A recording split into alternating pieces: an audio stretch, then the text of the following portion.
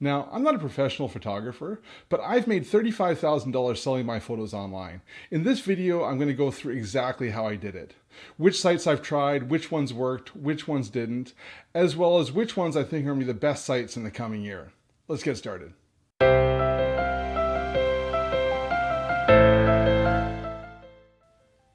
Hi, I'm James.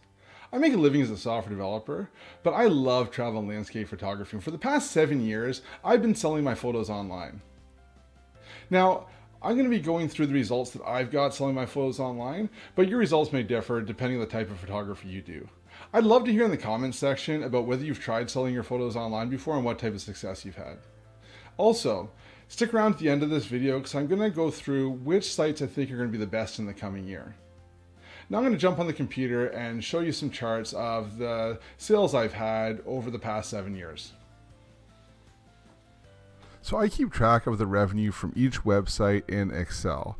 So what I'm going to do is I've just created 5 charts in Excel where I can kind of walk you through how I make money selling my photos online. I'm going to start pretty high level and I'll get into more detail, and at the end I'll kind of go through how much money I've made from each individual site. So this is how the $35,000 breaks out year over year. You can see that when I started here, my first year I only made about $1,000.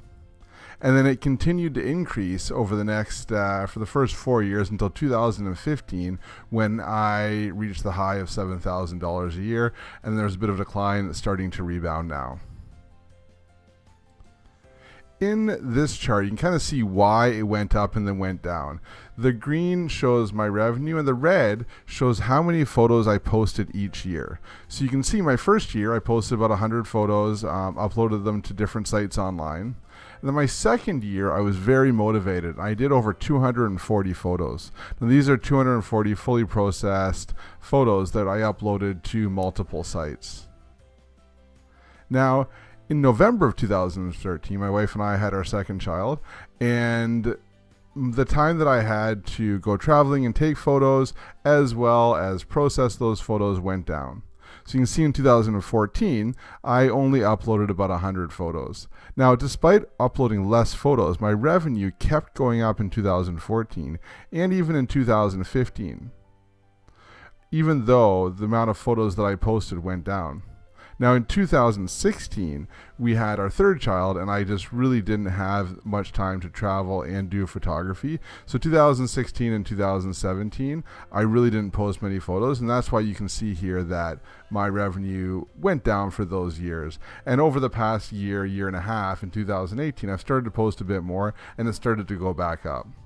So you can see that once you upload your photos, you can keep getting revenue from them, even if you're not posting regularly, but it will go down slightly year over year. Looking at it a different way, this way I've shown the red line is the cumulative photos. So you can see how my photos grew over time. And right now I've got about 600 good photos posted across many sites across the web. Now, if you look at the types of sites that I upload to, you can really break them into 3 main sites. Okay, the first is direct stock. So this is my own website. So I have a website, souvenirpixels.com. I used to host it on Squarespace. I currently host it on SmugMug, and anybody can go on there and buy photos directly from me, photo licenses. So this is, companies will come on, a lot of travel companies, travel magazines, they'll see my photos. Typically, they'll see my photos on social media, and then on my social media, it links back to my website where they can just go on and purchase licenses. Also on my website, you can purchase prints. So I sell prints on my website now. I also have uploaded my photos to a lot of print-on-demand sites, and I've tried out a bunch of them, but the only one that I've really had great success with is Fine Art America. So most of my photos are on Fine Art America, and I've made, some money from those as well too. You can see here about 8%. But the vast majority of the money that I've made selling my photos online has been from microstock sites. So I've tried a lot of different sites, about 23 of them in total, and that really makes up the majority of my revenue selling my photos online. So to go in and look at which sites in a bit more detail, you can kind of see in this pie chart. So this is kind of breaking out the revenue from all the sites. So you can see by far, this pink bar here is Shutterstock, and they are by far been the best site for me for selling my photos online. I had a very good run with Shutterstock. You know, if you typed in landscapes in Shutterstock, I had a photo on the main page. If you typed in Canada, I had multiple photos on the first page. So I did really well year over year and month over month on Shutterstock.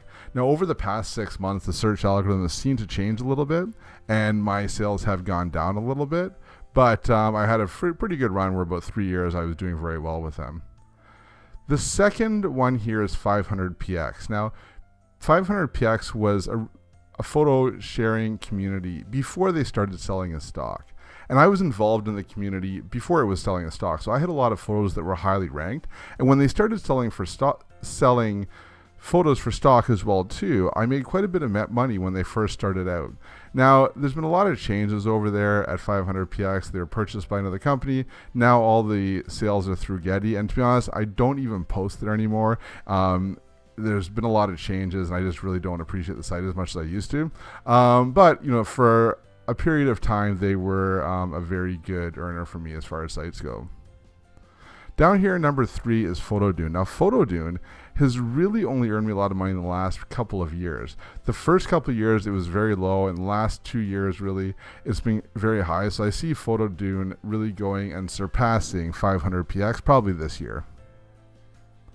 And then the fourth one here is Adobe Stock or Fotolia. So Fotolia was an independent stock site, and then Adobe bought them and turned it into Adobe Stock.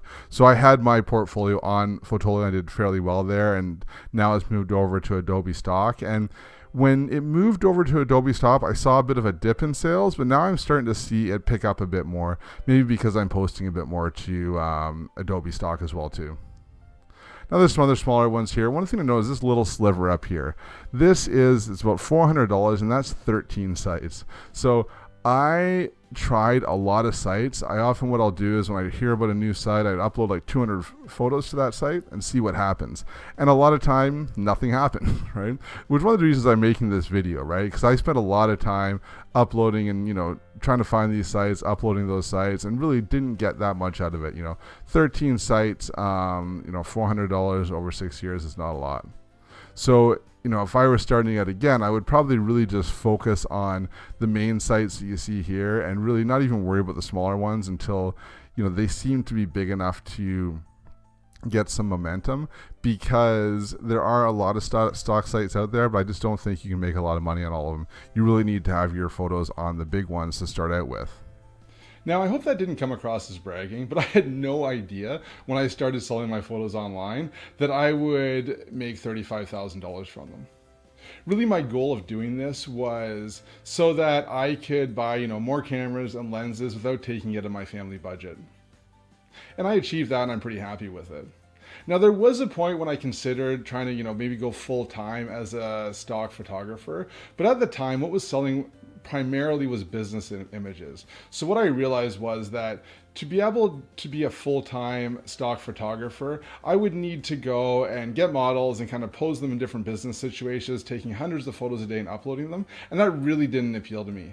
If you take a look at my portfolio, and I'll link to them, put some links down in the description, I really like taking travel and landscape photography. And I think what I realized was it would be very difficult to make a full-time salary and support my family on stock photography if I was only going to do travel and landscape.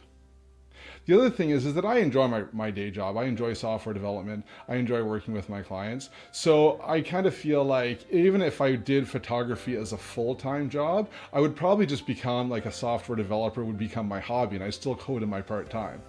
Right? So I decided to stick with software development as my main living, and, you know, photography is my hobby. Now, you may have different goals, and hopefully, you know, this video is still useful, the stats that I showed, even though I kind of really only work on it part-time. Now, at the start of the video, I mentioned that, you know, at the end, I would talk about which sites I see being the best in the upcoming year. Now, about 5 months ago, I tried uploading some of my photos to free stock sites. Now, if you aren't familiar with these free stock sites, there's sites like Pexels, Pixabay, Upsplash is another one, where you can upload your photos and then anybody can use them for free, commercial purposes for free. So they're stock sites, but you don't get paid. But the thing is, when someone downloads them, the sites encourage that person to give you a donation for the photo. So I just did, as a trial, uploaded 100 of my photos, 100 of my oldest photos that weren't really making me money on any of the stock sites anyways. And in the past 3 months, I've made about $60 in donations. Now listen, that's not a lot of money, but $60 is more than I made from a lot of the lower sites that I have out there. And as my sales go down on Shutterstock, I plan on taking more of my older images and uploading these to these sites. And I think they could be a fairly decent sized revenue source for this year. So that's something that you may want to look into as well. Again, I haven't made a lot of money off it in the past, but it's something that I'm going to be trying more in the future. You can let me know in the comments what you think about these free stock sites. Now, if you found this video useful, make sure you go and hit the like button below, as well as hit the subscribe and the bell so you can get notified when I upload new videos. Happy uploading.